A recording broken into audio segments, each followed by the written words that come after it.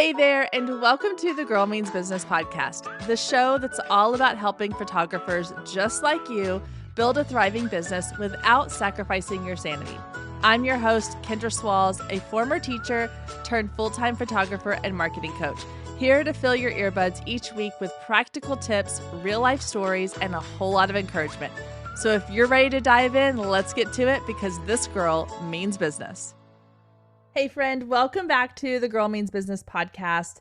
This week's episode, I want to talk about something that came up in a conversation I had recently with one of the members inside my Greenhouse coaching membership.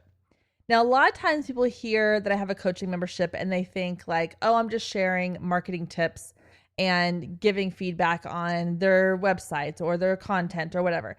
And while that's a big part of it, an even bigger part of it is mindset.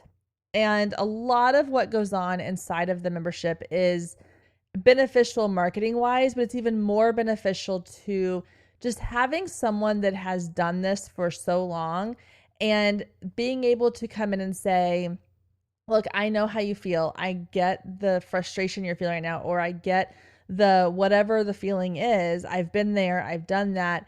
Here's what I've learned. Or here is what I can see as an objective outsider. And so recently I was having a conversation with one of the members and she was talking about her pricing. And so it started off as, hey, can you help me with my pricing? I feel like I need to update it, but I don't really know where to go or what to do. And it led to this back and forth conversation, not only about her pricing, but about the comparison that she was feeling with other photographers in her area. Because a lot of what was coming up was, well, I feel like I should be charging X because everyone around me is charging Y, or, whatever the numbers are. And that led me to kind of say, okay, because this is where, again, having a coach that's in your corner can really help you to get unstuck in this like cycle of thinking.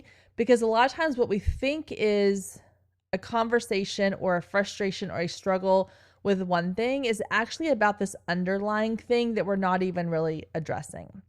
And so in the topic of her, or in the conversation of her pricing, and she kept talking about this comparison piece, I just asked her simply, what is it that you are worried is going to happen if you don't raise your prices?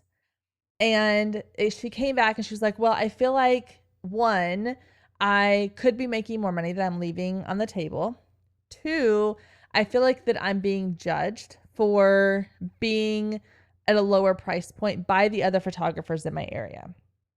And I said, okay, I can totally understand both of those points. I understand that you feel like you're leaving money on the table. I also understand that you don't want to be seen as like the cheapest house on the block, right? But I said, and knowing from the conversations that we've had, knowing kind of the life situation that you're in, I also know that you're doing just fine. Like I know that for this particular person, she's meeting all of her goals when it comes to financial goals. She's making the money that she wants to make. She's booking the amount of sessions that she wants to book. She's not overwhelming herself time-wise. She's not spending every single day on sessions. She's in a very comfortable spot where she is able to book the number of sessions that she wants to be busy but not overwhelmed. She's making enough money to more than cover the expenses that she originally went into business to do. And she's still able to have time for other things that she wants to do in her life. And so what started off as a conversation about pricing really turned into a conversation about how we define success in our business. And that conversation got me thinking, and I was like, okay, I want to bring this to the masses. I want to talk about this on the podcast because I think it's something that is a societal problem a little bit, but also it's a mindset shift. It's also, this comparison game. It's a lot of things rolled into one thing. And so I want to break some of that down. So let's start by talking about this idea of how do you define success for yourself? I want you to really, really think, because I think sometimes we don't always really stop and give ourselves time to go, what does success look like? I know for me, when I was teaching full time, success to me looked like being able to leave that full time job and be home with my child, with my kids. And so once I had reached that point, I was like, well, now what does success look like? And so for me right now, success looks very different than it did back then. It's not about a number in my account. It's about a lifestyle. It's about being able to have the time to do the things I want to do, and still have a business that fulfills me. And so that is success. It's not necessarily like I want to make six figures, or I want to always have Friday off, or I want to travel to all these places and speak at all these conferences or events. That used to be goals that I had. And then that shifted over time. And so for me, I'm in a place in my life where success looks at like quality of life. You know, I have a lot of friends who they work very, very demanding 9-to-5 jobs, and they are gone a lot. They are either traveling or they're just at their office all the time.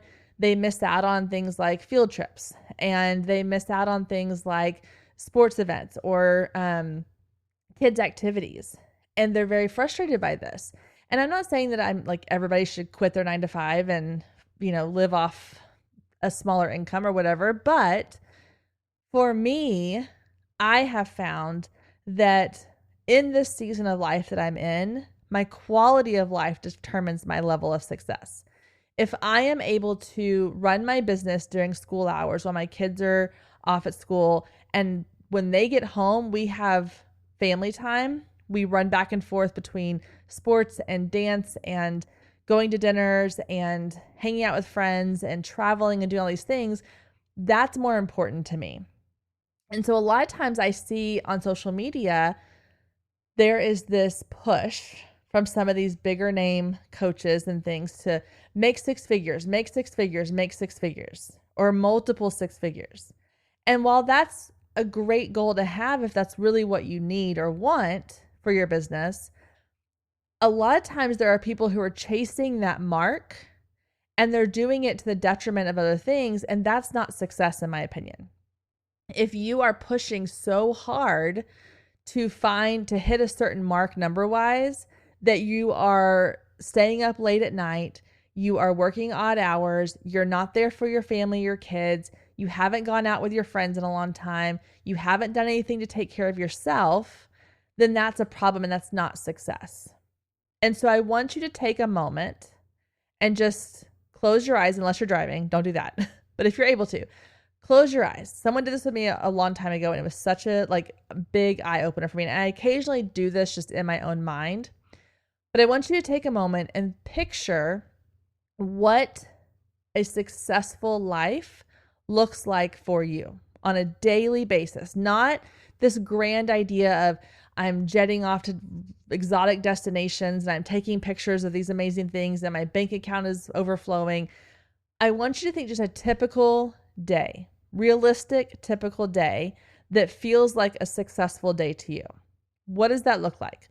What time do you wake up? What does the room you wake up in look like? What does the house that you wake up in feel like? Is it bustling with people and activity and kids and all the things? Is it slow and easy? Is it kids taking them to school? Is it you getting ready to go to a job somewhere? What does that morning look like? What is your daily routine? And I want you to go throughout your day and picture what your schedule looks like.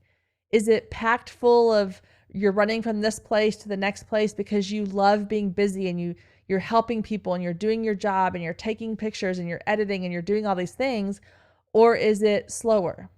Is it you get up, you get the kids to school, you go do a workout, you drink your coffee while you check your email, you're editing some sessions, you're talking to a client, you're preparing for a session you have on the weekend or a wedding you have coming up, but it's a slow, easy day and you build in time for yourself. Both of those options are completely fine. Both of those options can be a definition of success based on what your version of success is. And then I want you to picture the rest of your evening. How does your day end?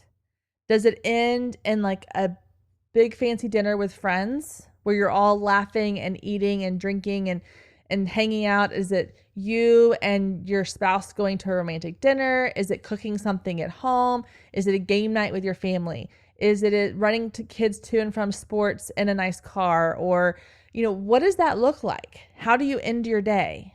Are y'all watching TV? Are you reading a book? Are you on your laptop? Are you, playing a game? What are you doing? And when you really are able to go, this is what success looks like to me, then you can reverse engineer how to get there. So if currently your life is more chaotic. Now, quick caveat here. I get it that we are all in different seasons of life. Right now, my life is going to be chaotic no matter what, because I have 2 kids who are doing 5 bajillion things in a day. And part of that is just chaos. I get that. Like, there are some nights that we have to eat dinner in between dropping off and picking up, and it's like on the go. And that's okay. That is chaos, but the fact that I'm able to be there for that chaos is success to me.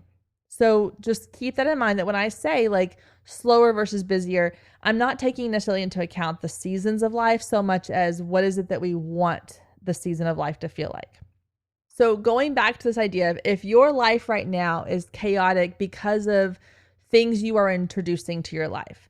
So because of the amount of pushing you're doing in your business, because of the amount of sessions you're taking, because of the amount of marketing that you're doing, because of the amount of emails coming in, because of all these things that you are thinking you need to be doing in order to be successful or to hit a certain income goal, and it's not creating the quality of life that you want, it's time to reevaluate. Maybe you need a slower pace. Maybe you need to charge more and take on less sessions. Maybe you need to outsource some of the things that are taking up too much time in your day. Maybe you need to look at, how much do I actually need to make number-wise in order to feel comfortable with the income I have, but not stress myself to the point that I feel like I'm constantly chasing this number that keeps moving, this goalpost that keeps moving. If you're the opposite and you're like, it's too slow, like I want more of the chaos, I want more sessions, I want more things to do, then I want you to look at, how can you implement that into your life? Like, how can you get those things in your life? Maybe you're not really dedicating the amount of time to your business that you think that you are. Maybe you think you're working a lot on your business, but really you're working like an hour a day and calling it good. But then you're disappointed that you don't have the amount of sessions booked that you want. So if you are currently in a situation where like, this doesn't feel successful to me, then I want you to think about, 1, what does success look like and feel like for you? And 2, what can you do in your business to help you get there? The other thing of this is the comparison piece. It's the keeping up with the Joneses. And this is one of the things that I have struggled with my whole life. Being an Enneagram 7, I'm very much a FOMO person. I'm very much especially when I was younger. Now that I'm in my 40s, I'm a little less this way. But I've always had this idea of like, well, I have to present a certain way. Or if everyone around me is driving this kind of car, then maybe I need that kind of car. Or if they're all wearing this kind of thing, I need to wear that kind of thing. And if we're doing these things, if we're keeping up with the Joneses, just for the sake of keeping up with the Joneses, that could be part of your lack of feeling successful in your business, because you're looking online, or you're looking around you at people you know, or you're looking at other photographers in the Facebook group and you're going, man, they are like, they're killing it. They are doing so great. They seem like they're always booked. They seem like they're always making lots of money. They seem like they always have the newest equipment, or she looks so cute in the outfits that she wears to her sessions. Okay, here's my take on that. 1, do not compare where you are in life to where someone else is in life, because you do not know how long they took them to get there, what they went through to get there, or what they're still going through. Because I have found 100% of the time, when I look at someone from a distance and I start comparing myself to that person, if I actually go and have a conversation with that person, if I go and actually learn about them, I rarely walk away going, yeah, I was right. Their life is amazing. Almost every single time, or I would say pretty close to 99.99999% of the time, it's the exact opposite. I hear about the struggles. I hear that they're having the same problems. Yeah, it may look good online, but I haven't booked a new session in 2 months. I'm recycling old images. Or my husband makes a crap ton of money, so this is just fun for me, and I'm okay to go through 6 months of no sessions. Or I'm busting my butt and I never have time. I don't sleep. I'm up all night editing. I do 5 sessions a week, but it's wearing me out. Like, there's always another side to the coin. And so keep that in mind, that if you find yourself falling into this comparison of what the internet tells you is success, that it's never actually that way. It's never actually as shiny, as pretty as it seems online. Everybody's life is messy. I love that example of, there was some influencer one time, and she was talking about like how, or sharing all these comments that she gotten about how beautiful her kitchen was and how clean and organized, and my kitchen could never be that clean with 3 kids and blah, blah, blah. So she took a video and she showed like the little section of her kitchen that she does her videos from. She flips the camera around and the rest of the kitchen and the living area is just like a disaster zone. There are things piled up on corners. There's kids jumping around on couches. There's leftover snacks on the island. Like, it's pure chaos. It's normal everyday life. And she said something in the video, I'm going to get the quote wrong, but along the lines of, it's easy to make you think that my life looks like this all the time because I only show you what I want you to see.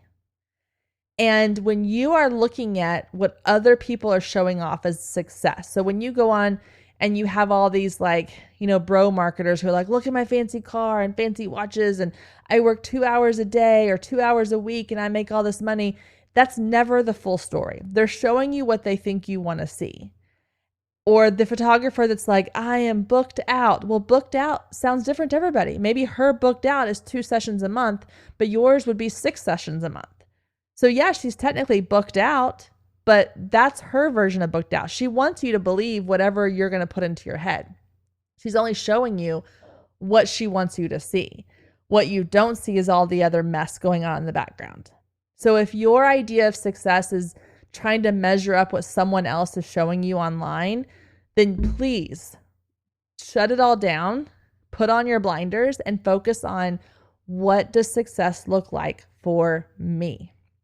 And so that exercise I gave you earlier, where you map out your day of what does a successful day in my life look like, I want you to even write it down or voice note it, record it into a voice memo, and every so often go back and listen to it or reread it, and then revise it if you need to. Because my version of success 5 years ago isn't the same as it was now, because we're in a completely different situation than we were 5 years ago, financially, with our kids, all the things. And so it evolves over time. But the ultimate goal is that you should be solely focused on what is the thing that you are trying to achieve for you. If you have a certain number you're trying to hit, only focus on how you can make that happen. If you're trying to have a better work-life balance, then only focus on how you can make that work for you. What it looks like for you is not the same as what's going to look like for me or for anybody else. So put on your blinders, figure out what your success actually looks like for you, and then do everything you need to do to hit that mark for you, not for anybody else.